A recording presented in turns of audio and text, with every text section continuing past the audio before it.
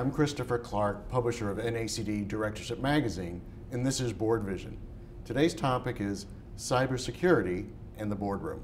I'm joined today by Allan Grafman of All Media Ventures and Jeff Powell of Diligent. Welcome, gentlemen. Good day. Thank you. If we look at the issue and the concept of cybersecurity, some directors rely on the IT department maybe too much. Some directors are proactive and they educate themselves, but there probably could be more. In your experience, Allan, what are your thoughts? Well, for directors in general, it depends on the specific company. Clearly, some companies have a greater reliance on cyber issues, have tens of millions of customer data, and for them it's a really critical issue.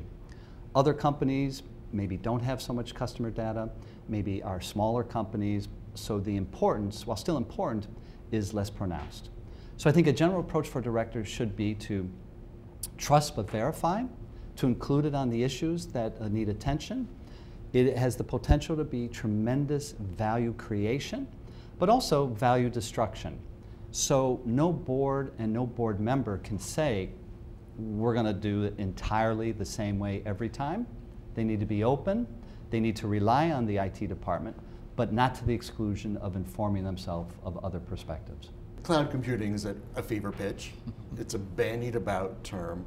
And I venture to guess that there are many definitions of cloud computing in different types, some which may have minimum risk, some which may have maximum risk. But again, I venture that the different types of cloud computing is not overly discussed. I could be wrong. I think that people have become not only accepting, but almost taking for granted the concept of the cloud. But what are we talking about? And it really has to do with what the data is that we're talking about. So, I mean, for example, if I want to access my favorite playlist on iTunes, I don't really care where it's stored, or I don't even need to know where it's stored. And in fact, I don't know where it's stored. So when we're talking about the cloud in that context, what you're just talking about is some online service that you may or may not be paying for, or paying for directly or indirectly, which is just giving you access to that data. But when we're talking about security, what we're talking about is private clouds. We're talking about private cloud computing, something that is owned and controlled and located by a particular entity. Now, I mean, for us in our business, what we're talking about is providing a software as a service where to the clients, it's giving them that cloud access in that they can access their data from any place, but it's our cloud.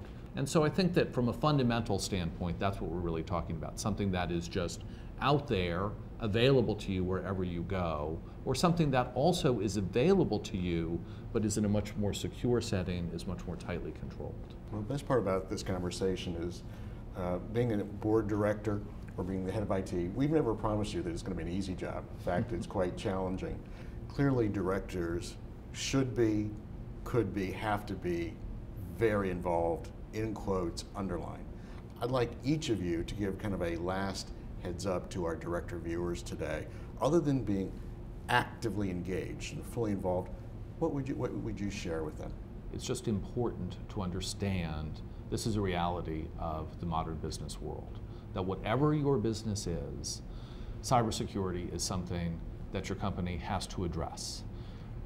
A board member needs to understand that a security policy goes all the way through the company. Yes, it's the IT department, yes, it's being hacked, but it's individual computer operations, basic things that most of us know, such as not opening emails with attachments from strangers or not inserting a strange piece of media in. But there needs to be a policy that's set forth on the highest level that is not only enforced by the board, but is enacted by the board, and that goes down through the rest of the organization. Of course, you don't want to put your IT department in a situation where they're going to fail because there's too much expectation. It's really a matter of establishing policies, establishing budgets, and seeing it through the entire organization. Allan, add in. So let me try to give an example that has some relevance from the very highest perspective of a board. So boards are responsible for companies moving forward successfully, business issues and also risk issues. And in recent times, there's an example of the former Secretary of Defense, Robert Gates, who is widely regarded as having been a tremendous individual.